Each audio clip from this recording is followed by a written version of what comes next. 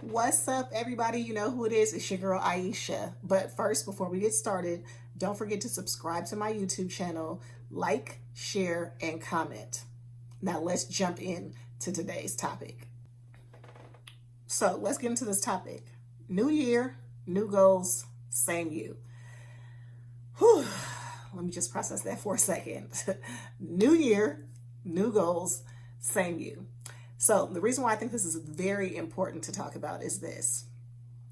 One, it's something that I've been dealing with for the last season of my life, and it has a lot to do with what we're going into right now, which is the new year.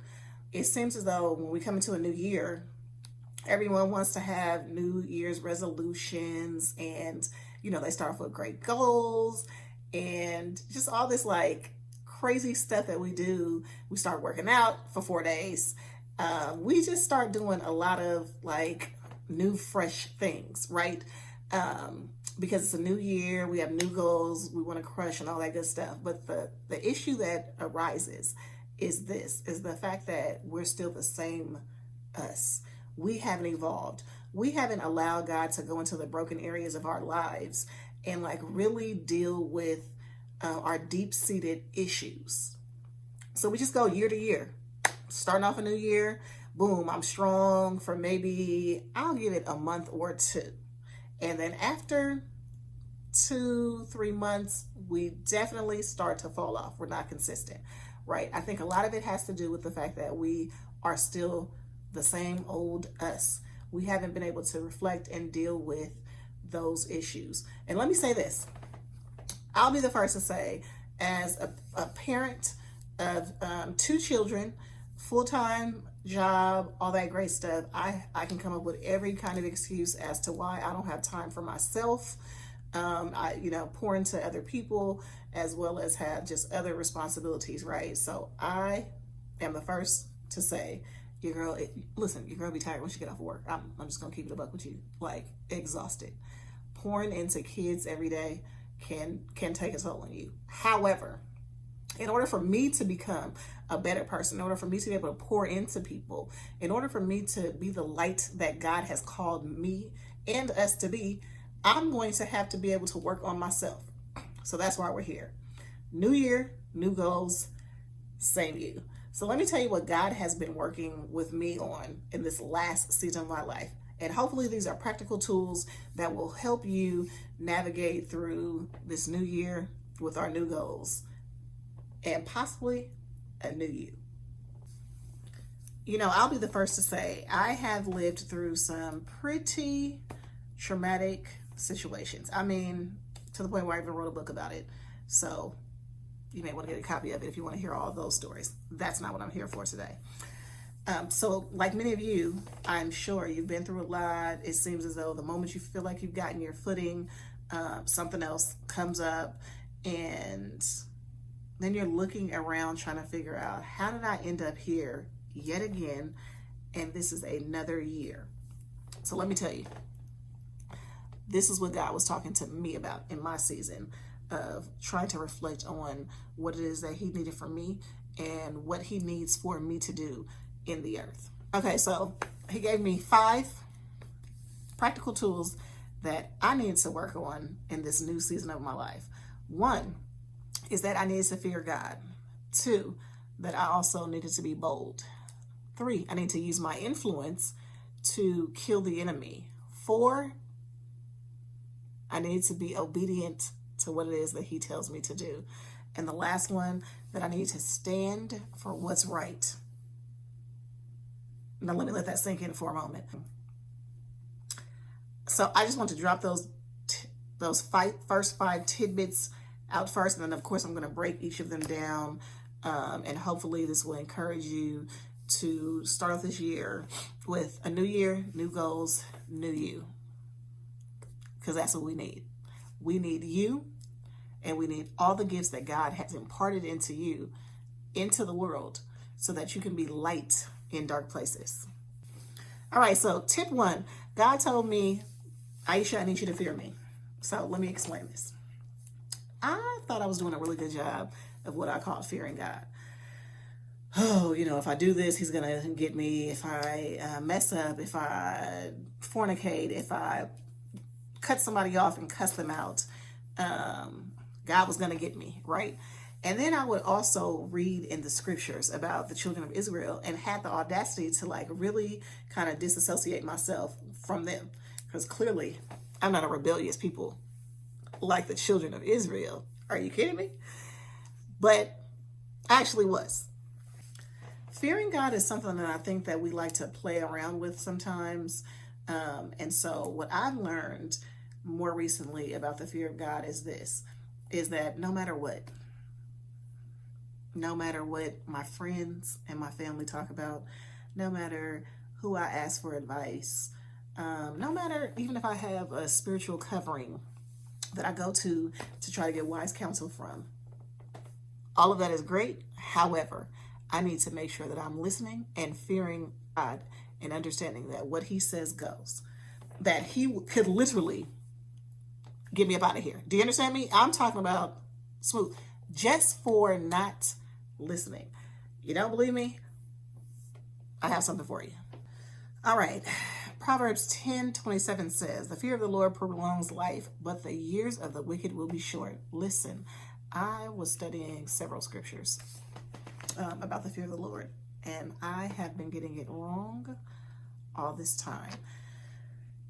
Simply because me thinking that God is sitting up in heaven literally waiting for me to sin so that he can send down punishments and all that great stuff is crazy. Now, does he want me to be sinning? No. Let's just, keep it a bug. However, he's a loving God. Thank you for his grace. Listen, I am so thankful for his grace. Anyway, I did not come here for all of that. All I came here to say is this. Part of becoming better is for us to really understand that the word of God says that we are to fear the Lord. What does that mean? That means we shouldn't be worried about what other people say. We should be worried about what God says. Is he pleased with what it is that we're doing? Are we following what he asked us to do? Or have we veered off and decided that we want to help him and be personal assistants to God? Are we looking to man and more fearful of what they're going to say as opposed to what God is going to do and how he feels about the missteps that we've taken, the fact that we have left things unfulfilled, the fact that he's given us vision, given us plans, given us strategy. And, due to life and circumstances, we become distracted. We have been taken off of course, and we have been in the wilderness for 40 years when it should have only taken us 12 days. So let's get this together, folks. So number one, fear of the Lord. All right, the second thing that God has been dealing with me about is being bold. Now, many people who know me probably think, oh yeah, she's bold. They associate my personality with just like big, bold, which is hilarious to me. It will take my sister to come on here to tell you that she thinks I just have this big, huge personality. I don't. I'm really, I don't know what you would call it. I wouldn't consider it bold. I would just consider myself to have like a big personality, right? Bold. All right, Merriam Dictionary says that bold is showing or requiring a fearless, daring spirit, that it is also adventurous and free. And while I tend to be free a lot of times, I don't really consider myself to be bold. For example, there are many times that there are conversations that are being had on social media or even in person where I tend to shy away from and not necessarily speak up about what's right and what's wrong. And being bold is being free, no matter what anyone else thinks about what it is that you believe, right? As for me, God has been so good to me. He has literally taken me through so many different situations. There have been snares, plots, plans for sure to take me out. I'm talking about mind just gone. However, God has continued to keep his loving hands of protection and covering over me. And when I say that, I don't say that lightly at all. I will never forget just how devastated I was when we found out about my mom. How heartbroken. How I cried and cried and cried before anyone that saw me. How disheartening it was to have to let all of my siblings know what had happened to her. Just heartbroken, extremely heartbroken. However, when you see me and you see me now, you would have never known that I've been through all that I've been through. The heartbreak, the disappointment, the setbacks, you name it. You've been through it. I mean, you fill in the blank. The lies, the cheating, fill in the blank, the stealing, you name it. So with that being said, God has seen me through. I have never been in jail except for to speak, which is a whole nother topic. But I've never stepped foot in jail. I've never had any issues. I really tell people that if you can't get along with me, something's wrong with you. You can't really get along with yourself. There's like 2, maybe 3 people in this world who have something against me. And to be honest, we'll just pray for those people because we all need prayer. They need prayer as well. So anyway, with that being said, I should be able to just get up and boldly profess how good God is with no issues whatsoever. It also speaks to the fact that I should be bold, and I would say this, bold, godly, confident, right? If God told me to do something, I should step in there as though I have an army of 1,000, like how they talk in the scriptures. I mean, every time God sent someone and they sent an army, it was like big numbers, 400, 10,000, 20,000. And so I should be just that bold. When I walk in and I know that God sent me, I know that God gave me a word, then I need to walk as though I have an army of hosts behind me, backing me up, because I do. I have Jesus. So that's number 2, be bold. All right, the third thing that God has, put up 4 fingers. The third thing that God has been dealing with me about is using my influence to kill the enemy. So this is just like a figurative task that God has allowed to put in front of me, simply because there's so many enemies, right? We have enemies within our minds, we have internal enemies, and we have external enemies. So let me give you an example. During the beginning of the pandemic, I had been going through a lot, and most of the stuff that I was going through was, of course, things that I had to deal with because we were in a pandemic, so I couldn't call around and have all my people come and support me and all that great stuff. I believe there's a reason why God allowed me to go through it. So at the beginning of the pandemic, my husband walks out. I end up having to close down my daycare because we're in the pandemic and we have no idea what's going on. I'm having to pivot and go back to teaching. I also am in the house with my children who are in school. I'm teaching, just a lot of pressure. And then the enemy threw in a monkey wrench into the whole situation. Curtis began to start having seizures and then was diagnosed with epilepsy. All this is going on in the first few months of the pandemic. So with that being said, what did I do? Miss Sunshiny, I began to actually have panic attacks to the point where my doctor had literally had to call me one day and say, listen, we've done everything. We've given you EEGs, EKGs. We've tested this, we've tested that. What more do you want us to do? I said, I don't know, doc, but something ain't right. I think something's going on the inside. It's just, I'm not feeling right. So my doctor said, listen, she said, we can give you The placebo effect. I said, I'm sorry, what is that? Spell that for me. What's the placebo effect? She said, I told you, Ayesha, you're having anxiety. You're having panic attacks. And this has nothing to do with you physically, but because of what's going on internally, you are beginning to see it physically. So I can give you a pill, no problem. Because the pill in your mind is going to make you think that you're better. But there's nothing wrong with you physically. You're going to have to get control of your mind. So, of course, I'm thinking that's easier said than done, Doc. You're not going through what I'm going through. I just told you I am literally holding on by a thread. By a thread. And I know many of you know exactly. I'm talking about blow one more time and the whole house is coming down. But what God showed me is this, is to use my influence to kill the enemy. So let me encourage you with this. I don't care what comes your way. I mean, winds are going to come. Things are going to happen. Your husband may walk out on you. Your baby daddy may not act right. Your children might get sick. You might lose a loved one. So I'll be the first to say, weep. I mean, weep.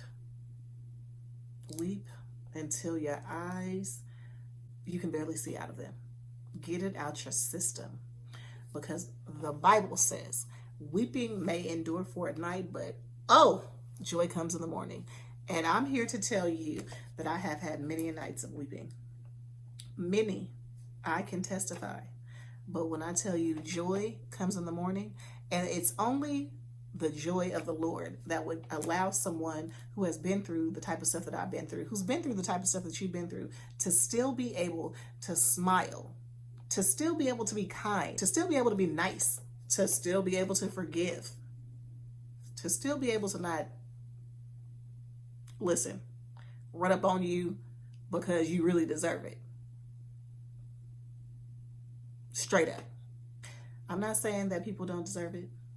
All I'm saying is don't allow the enemy of your mind, the enemy of your thoughts, the enemy of cancer, the enemy of cheating, the enemy of stealing to come in and rob you of your joy. Don't let it rob you of what it is that you know God told you to do. Like, you know that you know that you know. You know, some people be like, you know what? I mean, God told me. But you know how God makes it so plain and you cannot help but know and hear that that's God's voice, period. Nobody had to confirm it for you. When he had 3 people confirm for me and today that is you, God. Stop playing around with God. You already know that he told you to do it, so do it. I'm telling you what I know. I'm telling you what I'm walking out right now because God told me. Listen, Ayesha, your partial obedience is disobedience. So you better get together, sis. So listen, I'm walking it out myself with you. Oh, baby. Number 4. Whew. He said, listen, Ayesha, be obedient. I said, God, but I am. He said, no. What you're doing is you're being partially obedient. You're doing a little here, doing a little there. But when I tell you to do something, I want you to do it then. I don't want you to think about what's going to happen. I want you to think about what I need in order to make it happen. I want you to be obedient to what it is that I told you to do. Look, I even wrote in my journal. Whew. I have been in a state of disobedience, rebellion, disagreement. And that is so disgusting, to be this honest. At this point, I'm not sure if you even hear my prayers. And let me be honest, writing it in my journal really hurt. It really made me think about what it is that I'm doing. Like, how is it that I'm out here proclaiming to believe and trust and the whole 9? You know, a lot of people look at me and they, she has so much faith and she just moves when God says move. I have. And then there are other times when I haven't. There are other times when I have, like many of you, kind of derailed some stuff, talked myself out of doing certain things, and God, in His infinite grace, has allowed me to be here today. Period. Period. Because listen, I read in the scriptures, when I'm talking about people was disobedient, that checked up out of here. I'm talking about fast, quick, in a hurry. You're not fearing me, you're gone. I genuinely ask God to forgive me and to repent for my behavior. Now, my hope is that I will listen to Him, hear His voice, and move when He says move. That is really my hope. That is my desire to do that. I'm encouraging you as well. When you hear God say move, don't talk yourself out of, well, I don't really have the budget for that, or I mean, I don't know, such and such does that too, so why would I? God, why would you have me do that? And His answer is very simple. He needs for you to put into the earth what you are gifted with, what He has blessed you to move through, to learn from, to be able to pour into and share with others. No one, not one other person on this earth is just like you, even if you have a twin. That's crazy. Like, there's nobody else who, I mean, people look similar, and yeah, I think you have a twin. Oh, let me tell you, I always hear that. Oh, I think you have a twin. And I'm like, I hope that person is really nice. Oh, they are. Okay, cool. Keeping up the same energy. However, with that being said, even if you do have a twin, there's no one else on this earth just like you. God puts certain things in you that He needs for you to put out. And actually, people are waiting to hear your story. People are waiting to walk with you in ministry. People are waiting to fund your vision. People are waiting for what God has stored up within you. So how dare you grieve the Holy Spirit like that and not be obedient to what it is that God tells you to do? As you can see, I really want to say ouch. Ouch. Ouch. Okay. Whew. All right. So we're going to all walk in obedience. We're going to hold each other accountable. If you say that you're going to do something that God told you to do, we're going to hold you accountable. Because He heard you. And we need what you have. Desperately. Desperately. All right, and the last thing that God dealt with me on is to stand up for what's right. There's a quote that says, if you don't stand for something, you'll fall for anything. And when I say that that's true, it's not biblical, it's just a quote. For those that know me, I'm a teacher by trade. However, it's the truth. If we don't have any principles, any beliefs, any morals that we stand on, literally anyone can come through and say, I'm a prophet of the word of the Lord. The Lord told me to say da da da da. The Lord told me to have you do X, Y, and Z. The Lord told me to whatever, right? However, if God did not confirm that with you, how in the world is He going to confirm for you something from someone else? Stop playing around. Stand for something. Listen, I'm not playing around with y'all and all these plays. So a story I have about standing up for what's right and just standing on what you believe is, when I was younger, I was known for being a little rebellious, I guess you could say, just maybe a little flip at the mouth.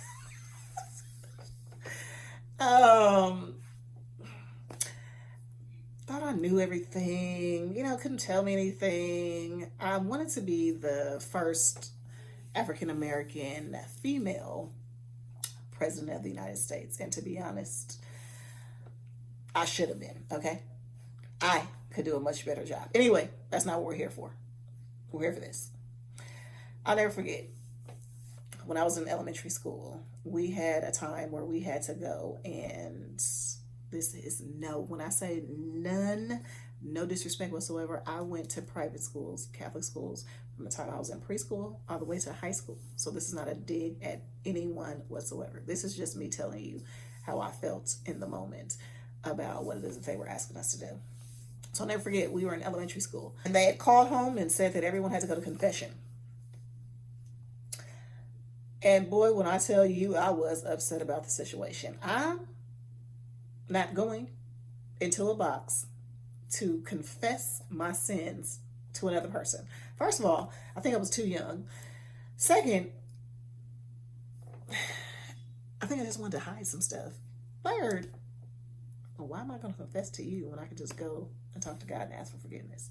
So anyway, I said all that to say, I'll argue back and forth, which is by no means something that I have been known to do with my grandmother, about the fact that I was not going to go to confessional. No matter what if I had to get a referral, it was what it was. I just was not going to go into that box to talk to that priest about my sins. Now that I'm older, I knew then that there was just a little something different about confessing your sins to another person, as opposed to confessing it to God. So even at a young age, I kind of learned how to stand for what was right. So, when you're at the job that your coworkers are being mean girls to another coworker, just talking about them and doing little, sly, slick stuff, stand up to them. Listen, stand up to them and tell them that they're wrong. Another thing that I stand strong on, but of course I have a very personal reason why, is abuse.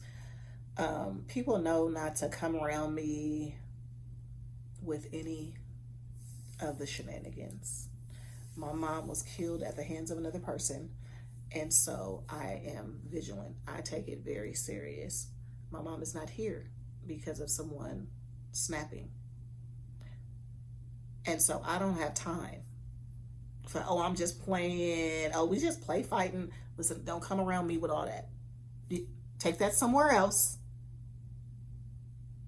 because it's going to be serious around here. Don't yell too loud. Don't yell too loud. Don't put your hands on nobody. And that just comes, that's abuse, period. It's not even just domestic violence. It's, I don't want to see the fights on social media.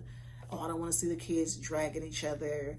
I don't want to see it. So I'm standing firm on it. I think if you just take some time to reflect on those different areas of your life, then not only will this new year be mind-blowing, but you will be a better person. You'll be a better mother, a better wife. You'll be a happier person, a more joyous person. I truly believe that God sends who he wants to send to give a word to who he wants to hear this word. And so again, I hope that you're very much so encouraged, that you understand that fearing God is not him sitting up in heaven shooting down punishments. That's not what that is. Also, that being bold does not mean that you have to be loud and obnoxious and coming in flashy. No, it just means that you are free, confident in what it is that you're saying, that God wants you to say. In order for me to kill the enemy with my influence, I have to understand that what I've been through is not just for me. So it doesn't serve me anything by being able to hold on to everything that I've been through. No, it's time for me to share, let you all know what it is that I've overcome, that God has allowed me to overcome simply by his grace. He has graced me to get through a lot of stuff. And so now it's time for me to share. It's time for me to be bold about it. It's time for me to just fear God and not worry about what anyone else says. It is time for me to be obedient and listen to his voice. and his voice only. And then it's also time for me to stand in all this, in convictions, in truth, and in love.